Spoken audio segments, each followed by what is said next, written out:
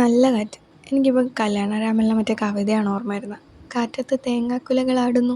അപ്പോഴാണ് തേങ്ങ വെച്ച് എന്തെങ്കിലും ചെയ്താലോ എന്ന് വിചാരിച്ചത്. തേങ്ങ വെച്ചിപ്പോൾ എന്തിട്ട് ചെയ്യാനാണ്? അപ്പോൾ തേങ്ങയ്ക്കകത്തിരിക്കണ സാധനം എടുക്കുക, ചിരട്ട.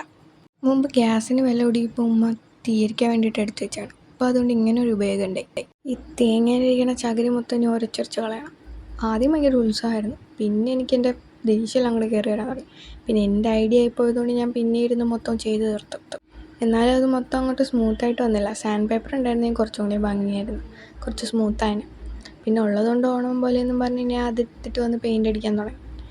ആദ്യം ബ്ലാക്ക് പെയിൻറ്റ് മുടിക്ക് അടിക്കണ പോലെ അടിക്കാനാണ് വിചാരിച്ചത്. പക്ഷേങ്കിൽ എൻ്റെ ബ്ലാക്ക് പെയിൻറ്റ് തീർന്നുപോയി. പിന്നെ കുറച്ച് പരിഷ്കാരിയാക്കാൻ വേണ്ടി ഞാൻ ബ്രൗൺ മുടിയാക്കി കൊടുത്തു.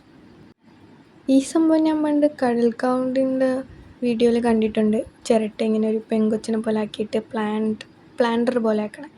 അപ്പം അന്നേ ഞാൻ നോക്കി വെച്ചിരുന്നതാണ്. ഇപ്പോഴാണിത് ചെയ്യാനൊരു അവസരം കിട്ടിയത് എനിക്ക്. അങ്ങനെ പെയിൻ്റ് അടിച്ച് ആദ്യം പെയിൻ്റ് അടിക്കും, പിന്നെ അതിൻ്റെ മണ്ടയിൽ കൂടെ പിന്നെയും പെയിൻ്റ് അടിക്കും. ഇത് ഞാൻ മറ്റേ പാവാട കുറച്ച് ഭംഗി ഡിസൈനിലാക്കാൻ നോക്കിയതാണ്, പക്ഷേ എനിക്ക് ശരിയായില്ല.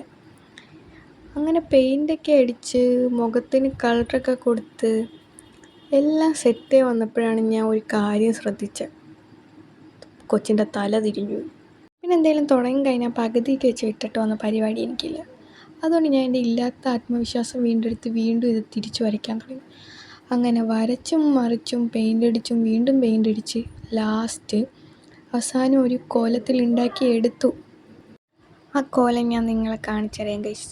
ഞാൻ മൈൻഡിൽ വിചാരിച്ചൊരു ഔട്ട്പുട്ട് അല്ലായിരുന്നെങ്കിൽ കൂടി കുഴപ്പമില്ല. പിന്നെ ഞാൻ കുറച്ച് ചെടിയൊക്കെ വാരി പ്ലാന്റർ പോലെ ആക്കി. അപ്പോൾ ഇഷ്ടപ്പെട്ടെങ്കിൽ ലൈക്ക് ചെയ്യുക, ഷെയർ ചെയ്യുക, സബ്സ്ക്രൈബ് ചെയ്യുക, പിന്നെ കമൻറ്റും കൂടെ ചെയ്തേക്കണം.